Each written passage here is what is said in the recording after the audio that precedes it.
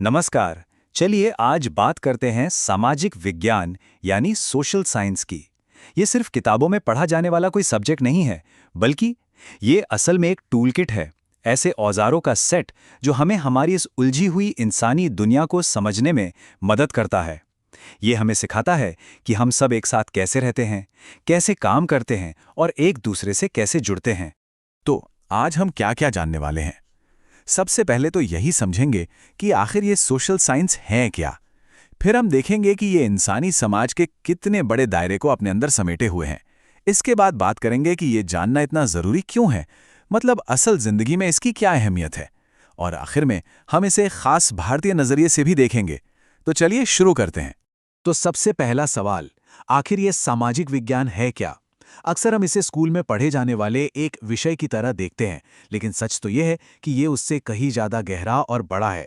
आइए पहले इसकी एक मजबूत नींव रखते हैं और समझते हैं कि इसका असली मतलब क्या है। तो देखिए, इसकी परिभाषा कहती है कि ये मानव समाज और सामाजिक रिश्तों का एक व्यवस्थित अध्ययन है।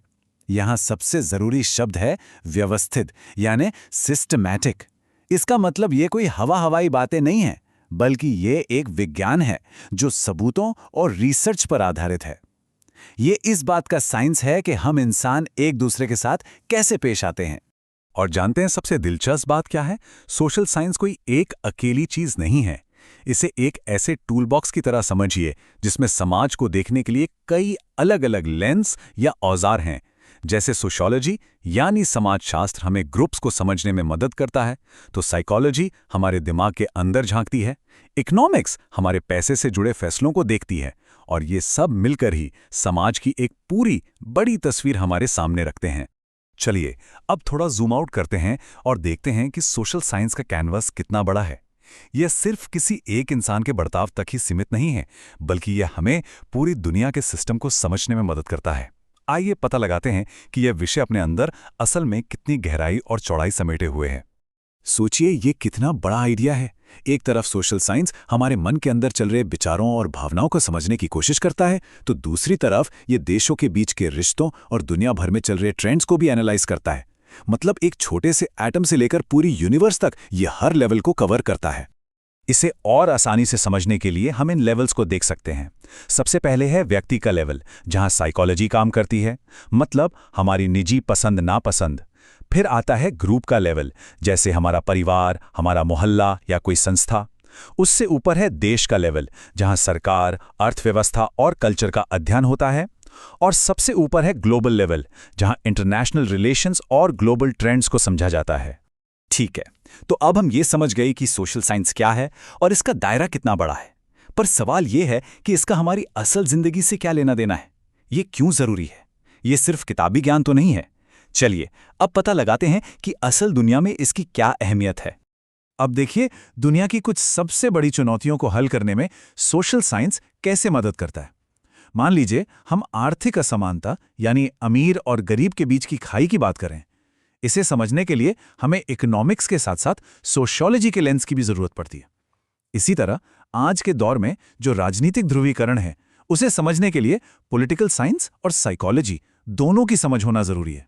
अब ये जो नंबर स्क्रीन पर है 70% से भी ज्यादा, ये एक बहुत बड़ी बात बताता है।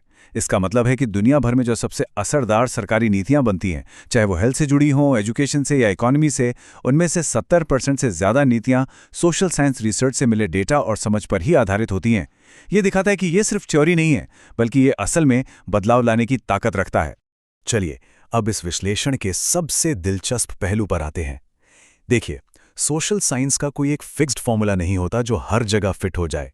इसे देखने का नजरिया इस बात पर निर्भर करता है कि इसे किस समाज और संस्कृति में इस्तेमाल किया जा रहा है।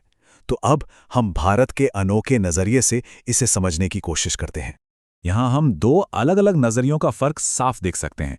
एक तरफ है यूनिवर्सल या कह लें पश्चिमी नजरिया, जो व्यक्ति और उसके अधिकारों को सबसे ऊपर रखता है। लेकिन जब हम भारतीय नजरिए से देखते हैं तो यहाँ व्यक्ति से ज्यादा जरूरी समुदाय, परिवार और सामूहिक कर्तव्यों को माना जाता है। यहाँ समाज को अलग अलग व्यक्तियों का झुंड नहीं, बल्कि रिश्तों का एक आपस में गुंथा हुआ जाल माना जाता है।